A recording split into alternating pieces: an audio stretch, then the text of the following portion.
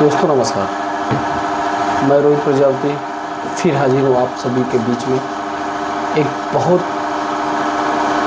ही महत्वपूर्ण समाचार के साथ। कहा जाता है भारत में, एक शायरी के माध्यम से मैं आपको बताना चाहूँगा कि खूनी कतली को सम्मान दिया जाता है, खूनी कतली को सम्मान दिया जाता है जो मच्छर तक न मारा हो उसे जेल में मारा जाता है। इसी तरीके से मनीष कश्यप जो बिहार के सनात बिहार कहे जाते हैं, जो आप सभी लोग जानते हैं कि एक यूट्यूबर है और आए दिन सरकार और क्षेत्र में हो रहे उन सभी गड़बड़ी को अपने यूट्यूब के माध्यम से लोगों तक पहुंचाने का कार्य किया करते हैं, दिखाने का काम करते हैं कि सरकार या ठेकेदार क्या गड़बड़ी कर रही है, रोड बन रहा है उसमें कहाँ गड़बड़ी हो रही, शिक्षा में क्या गड़बड़ी, हॉस्पिटल में क्या गड़बड़ी, उस तमाम चीज़ों को उजागर करते हैं और लोगों को आगाज़ करते हैं, सरकार को बातें बताने का काम करते हैं कि आपके क्षेत्र में, आपके देश में आपके ठेकेदार, आपके डॉक्टर, आपके मास्टर इस प्रकार की गड़बड़ी कर रहे हैं। बड़ी बड़ी ब्रिज बनाए जा रहे हैं जिसका लागत कुछ और दिखाया जाता है, पेमेंट वहाँ से कुछ और पास कराया जाता है जिससे वह पुल आए दिन टूट जाता है। शिक्षा विभाग में जहाँ पर इतने बड़े बड़े मोटे मोटे रकम अध्यापक लोग लिया करते हैं, लेकिन शिक्षा स्तर एकदम डाउन है। आप प्राइमरी स्कूलों में जाके देखिए, बच्चे एक तरफ घूमते टहलते नज़र आते हैं और मैडम इंस्टाग्राम पे वीडियो बनाते नज़र आएंगे। आपको पढ़ने और पढ़ाने के नाम पे कहीं कुछ नहीं देखने को मिलेगा। इसी तरीके से मनीष कश्यप जी हाल में ही अभी एक बहुत बड़ा मामला हुआ बिहार में। उस बिहार में एक पीएमसीएच हॉस्पिटल है जिसमें बताया जा रहा है कि मनीष कश्यप किसी की पैरवी करने के लिए गए थे, क्योंकि पीएमसी हॉस्पिटल में बिना पैरवी के लोगों को बेड नहीं मिला करता है। ये तमाम सरकारी हॉस्पिटलों में इस प्रकार की समस्या देखने को मिलती रहती है। यह आरोप शायद डॉक्टरों द्वारा लगाया जा रहा है कि मनीष कश्यप ने किसी की पैरवी करने के लिए वहां पर गए थे और ऊंची आवाज़ में बात करने, जिसकी वजह से डॉक्टरों में और मनीष कश्यप से हाथापाई हो गई, जिसमें डॉक्टरों की संख्या अधिक होने की वजह से मनीष कश्यप को बहुत अधिक मार दिया गया है। और मनीष कश्यप को बहुत अधिक मारने के बाद उन्हें कुछ घंटों के लिए किसी कमरे में डॉक्टरों ने बंद भी कर लिया। हालांकि मनीष कश्यप जो बीजेपी में राजनीति भी करते हैं, इसकी वजह से लोगों को सूचना मिलने पर वहाँ भारी संख्या में लोग पहुँचे और उन्हें उस कमरे से बाहर निकाला गया। बाहर निकालने पर उनके शरीर पे कुछ चोट के निशान भी देखने को मिले। तत्काल उन्हें एक करीबी हॉस्पिटल में ले जाया गया, जहाँ पर डॉक्टरों ने उनको देखा और उनकी हालत गंभीर बताते हुए उनका इलाज शुरू कर दिया। एक प्रेस कॉन्फ्रेंस में डॉक्टरों ने उनके चोट के विषय में, उनकी हालत के विषय में बताया भी, जिसको आपको दिखाया भी जाएगा। तो मनीष कश्यप आए दिन अपने यूट्यूब के माध्यम से सत्य दिखाते हैं, इसलिए हमें लगता है पीएमसी हॉस्पिटल का भी वो कुछ ऐसा कड़वा सच उजागर करने के लिए गए हैं। वो काली सच्चाई उजागर करने के लिए मनीष कश्यप पीएमसी में हो रहे काले बाजारी को दिखाने के चक्कर में गए रहे होंगे और जैसे ही उन्होंने कैमरा खोला होगा तो डॉक्टरों में वो आक्रोश हो गया कि अब हमारी पोल खुलने वाली है, अब ये सत्य जनता तक जाएगा, सरकार तक जाएगा, इस पर कार्रवाई होगी। तो कहीं न कहीं डॉक्टर उस चीज़ से बचने के लिए इनका मोबाइल भी छीन लिया और इनको बहुत मारा पीटा भी, क्योंकि सत्य मनीष कश्यप के विषय में सभी जानते हैं कि ये सत्य दिखाते हैं, इन सरकार तक बात पहुंचाने, तो कहीं न कहीं ये मामला है। अच्छा, डॉक्टरों ने अपने बचाने के लिए यह भी आरोप लगा दिया कि वो किसी जूनियर महिला डॉक्टर के साथ अभद्रता भी किया है। मैं आप लोगों से पूछना चाहता हूँ, क्या ऊंची आवाज़ में बात करना या सवाल पूछना, सत्य की जानकारी लेना, कहाँ से अभद्रता होती है? अपने बचाव के लिए डॉक्टरों ने इस प्रकार की बातें करें। हालांकि ये सारी चीज़ें जांच का विषय है, आगे अभी इस पर बहुत कुछ होना बाकी है। सत्य जाना जाएगा कि मनीष कश्यप किस लिए वहाँ पर गए थे, क्या वाकई में वो किसी के लिए पैरवी करने गए थे, अपनी माँ, उनकी माँ एडमिट थी, उनके भाई एडमिट थे, या उनके पड़ोसी कोई या रिश्तेदार कोई एडमिट था, वो किसी की पैरवी करने गए थे जिसकी वजह से डॉक्टर आक्रोशित हो गए, या फिर वाकई में वो कुछ उस हॉस्पिटल में ऐसा कोई काला बाजारी का काम हो रहा था जिसको वो उजागर करने गए हैं। ये सारी चीज़ें खैर जांच का विषय है।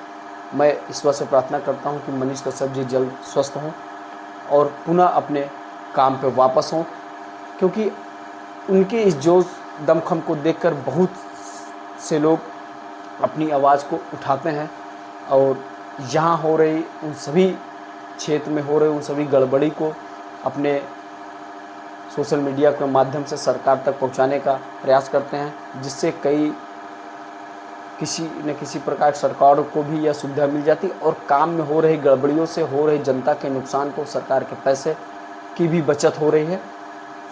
जब काम सही होता है तो सरकार के द्वारा बजट जो पेश किया जाता है उस बजट का ज़्यादा से ज़्यादा उसमें उपयोग किया जाता है, नहीं तो सड़कें बनती हैं 10 दिन बाद टूट जाती तो उसमें सरकार को पुनः पैसा लगाना पड़ता है, जो सारा पैसा हम सभी लोगों के ऊपर ही भार बनता है। तो मनीष कश्यप के साथ ये बहुत बड़ी अनहोनी हुई। मैं चाहता हूँ कि जल्द से जल्द इसका जांच पड़ताल हो और क्या सत्य है क्या असत्य है ये जनता के सामने आए, क्योंकि मनीष कश्यप एक बार जेल भी जा चुके हैं। बताया जा रहा है कि मनीष कश्यप ने एक गलत सूचना प्रसारित किया था जिसकी वजह से उन्हें सज़ा भी काटनी पड़ी। हालांकि उसके बाद वो वहाँ से आप वापस आए और तुरंत उन्होंने बीजेपी ज्वाइन किया और उसके बाद वो पुनः अपने काम पर लग गए और लोगों को सत्य दिखाने का काम करने लगे। तो खैर आइए हम आपको उन डॉक्टर साहब का एक वीडियो दिखाते हैं जिन्होंने मनीष कश्यप का इलाज करना प्रारंभ किया। मनीष कश्यप को कितनी चोटें आईं, किस हथियार से उन्हें मारा गया था, क्या पूरा मामला है, उन्होंने प्रेस वार्ता के सामने सारी बात रखी है। तो मैं अपने इस चैनल को आप वो सारी चीजें दिखाना चाहता हूँ। त्रिपुरारी कुमार तिवारी उर्फ मनीष कश्यप जी हमारे इमरजेंसी में लगभग 9:30 के पास आए थे। हमने एग्जामिन किया, साथ में हमारी डॉक्टर की टीम थी, ऑर्थोपेडिक्स, सर्जरी, न्यूरो सर्जरी। तो प्रथम दृष्टया हमने उनके दर्द को कम किया। उसके बाद मल्टीपल टेस्ट हुए, क्योंकि उनके सर पे, कान पे, सीने में, लेफ्ट साइड के नी में दर्द था काफी, जो टच करने के बाद दर्द हो रहा था। उसके बाद इनको एडमिट किया गया। चूंकि सीने में भी दर्द था और दर्द था तो शायद इसकी वजह से उनको सांस लेने में तकलीफ हो रही थी, तो हमने उनको ऑक्सीजन पे रखा, लो फ्लो ऑक्सीजन पर। और अक्सर ये जो सीने में चोट लगता है या दर्द होता है तो हम लोग मैनेजमेंट में ये करते हैं। अन्यथा सारा रिपोर्ट उनका अच्छा आया। सीटी स्कैन हेड का, नेक का, चेस्ट का, एब्डोमेन का और पेल्विस का विद इन नॉर्मल लिमिट है, मतलब कि कहीं से कोई इंटरनल इंजरी नहीं आई। उसके पहले हमने ई फास्ट होता है वो किया था तुरंत, जिसमें कुछ भी कार्डियक इशू और लंग में कंट्यूजन या लंग का इंजरी नहीं था। तो ट्रॉमा प्रोटोकॉल के अकॉर्डिंग हमने उनको एग्जामिन किया था हेड टू टो, तो ऑलमोस्ट सारे वाइटल्स उनके नॉर्मल थे। आज भी पेन और थोड़ा सा चूंकि चेस्ट में दर्द है, ईसीजी नॉर्मल आया है उनका, तो मोस्ट प्रोबेबली चेस्ट में पेन है, इसके चक्कर में उनको डिफिकल्टी इश्यूज हो रही हैं, ब्रीदिंग डिफिकल्टी हो रही है, इसके चक्कर में उनको लो फ्लो ऑक्सीजन पे रखा गया है। बाकी अभी एक चांस रहता है कि अगर एब्डोमिनल इंजरी है, बट आउटसाइड और सीटी स्कैन में ऐसा कुछ भी नहीं आया कि कोई भी इंटरनल इंजरी पेट में है, और चांसेज है कि अब नहीं आएगा, क्योंकि ऑलमोस्ट 24 घंटे बीत चुके हैं। ठीक है, बातचीत कर रहे हैं, और मोस्ट प्रोबेबली हम लोग उनको आज नाइट से ओरली अलाउ करेंगे, sip of water and liquid diet से। यही है हमारे डॉक्टरी पॉइंट से। ये चोट कैसे आई, कैसे आप डॉक्टर हैं, आप बता सकते हैं आखिर ये चोट कैसे लगी? डंडा हाथ कैसे? जो हमने हिस्ट्री लिया, पहले तो उनको हम सारा एग्जामिनेशन करके और जो जरूरत थी उसको पूरा किया, पेन हो रहा था उसका निवारण किया, तत्पश्चात जो उनको फ्लूइड स्टार्ट किया। ये सब करने के बाद हिस्ट्री लेना होता है पेशेंट का, क्या हुआ।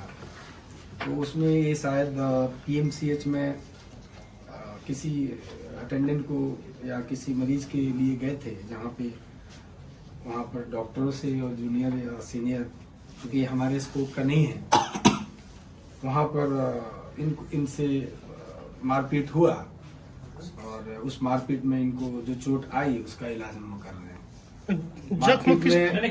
जख्म किस प्रकार का, ये देखिए, मारने किस चीज से मारा गया इसका आपको, चूंकि ये एमएलसी केस है तो मैं बहुत ज्यादा इस पे आपको डिटेल नहीं दूंगा, लेकिन इतना कह सकता हूँ कि कोई शार्प ऑब्जेक्ट या बहुत ब्लंट ऑब्जेक्ट जो दिखने में प्रथम जैसे यही लग रहा है कि ये फिस्ट, मुक्का और जो हम लोग लड़ाई होता है उसी का चोट नजर आ रहा है। जब मनीष कश्यप आए तो उस समय उनकी स्थिति क्या थी? क्या बोल चल रहे थे, नॉर्मल थे या नॉर्मल बोल चाल नहीं रहे थे? उनको करवट लेने में दिक्कत हो रही थी, सांस में दिक्कत हो रही थी, और पेन काफी ज्यादा था। क्योंकि असॉल्ट था, फिजिकल असॉल्ट था, तो लाजमी है कि किसी को पेन तो हो।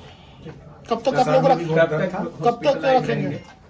देखिए, ऐसा है कि अदरवाइज तो नॉर्मल है, सांस लेने में जो थोड़ी बहुत दिक्कत है, उसके अलावा सब कुछ नॉर्मल है। तो इसका कोई वो नहीं होता है कि आप, मैं बोलूं कि आज आए हैं तो कल डिस्चार्ज कर देंगे। सब कंडीशन जैसे इवॉल्व होता है, अगर सब चीज सही रहा तो नेक्स्ट 24 आवर में हम डिस्चार्ज कर सकते हैं। सर, फेस में भी चोट है क्या? सिर में आपने बताया चोट है? हाँ, फेस दैट इस रीजन में, दोनों साइड में, फ्रंटल रीजन में प्लस मैग्नेटरी रीजन में, और थोड़ा ईयर पे भी चोट है। मुक्के का चोट है?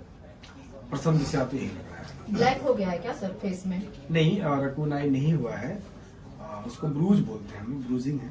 सर एक क्वेश्चन, सर ये केस मारपीट का है, तो ये सर एफआईआर के दर्ज हुआ है या? नहीं, देखिए, इसमें हमारे पार्ट का ये होता है कि कोई भी एक्सीडेंटल केस आता है, वो गिरा हुआ है या लड़ाई का आया हो या पॉइजनिंग का आया हो, तो उस केस में हमें पुलिस को रिपोर्ट करनी होती है। तो पुलिस को हमने, जब ये आए थे उसके 10 मिनट्स के अंदर ही रिपोर्ट दे दिया है कि ऐसे से वो कोई भी पेशेंट होता है तो हमें करना होता है।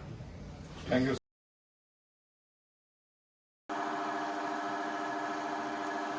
तो आशा करता हूँ कि आप लोगों ने वीडियो देखा होगा, समझा बूझा और जाना होगा। तो मैं आप लोगों से बार बार कहना चाहता हूँ कि सत्य कहने से डरे नहीं, क्योंकि यूट्यूबर ही अब बचे हैं जो सत्य दिखाया करते हैं। अभी आप लोगों ने देखो आगे जो पाकिस्तान और भारत के समय जो हमला, उस पर कई चैनलों ने बहुत पुराने वीडियो डाल दिया कि पाकिस्तान में घुस के भारत ने इस स्थान को हाईजैक कर लिया, पीओ को पूरा अपने कब्जे में ले लिया। तमाम ऐसी चीज़ों को उन लोगों ने उजागर किया, जिसके वजह से जनता गुमराह हो गई। हालांकि बाद में आज तक और तमाम ऐसे चैनल हैं जिन्होंने माफ़ी भी मांगी, और यूट्यूबर ही अब ऐसे बचे हैं जो आसपास क्षेत्र समाज की उन सभी सच्चाइयों को आपने महाकुंभ में भी देखा होगा, बड़े बड़े चैनल केवल सरकार की ही बातें किया करते थे, ले दे के सरकार की बातें, लेकिन कुछ चंद यूट्यूबर जो सत्य को सामने पेश किया करते थे। तमाम ऐसी वीडियो इस चैनल पे भी आपको देखने को मिली, जिसमें कई बाबा की आपको करतूत भी देखने को मिली होगी। बस बात क्या है कि हम लोग एक छोटे न्यूज़ चैनल वाले हैं, तो लोग उतना केयर नहीं करते हैं। मैं आशा करता हूँ कि यह वीडियो आप लोगों को बहुत उपयोगी लगी होगी। आप लोग वीडियो को ज़्यादा से ज़्यादा प्यार दुलार दें, वीडियो को शेयर करें, और साथ ही साथ चैनल को सब्सक्राइब करना ना भूलें। कमेंट में अपना राय अवश्य करें। बने रहे YNA टीवी न्यूज़ के साथ। मैं रोहित प्रजापति। जय हिंद, जय भारत।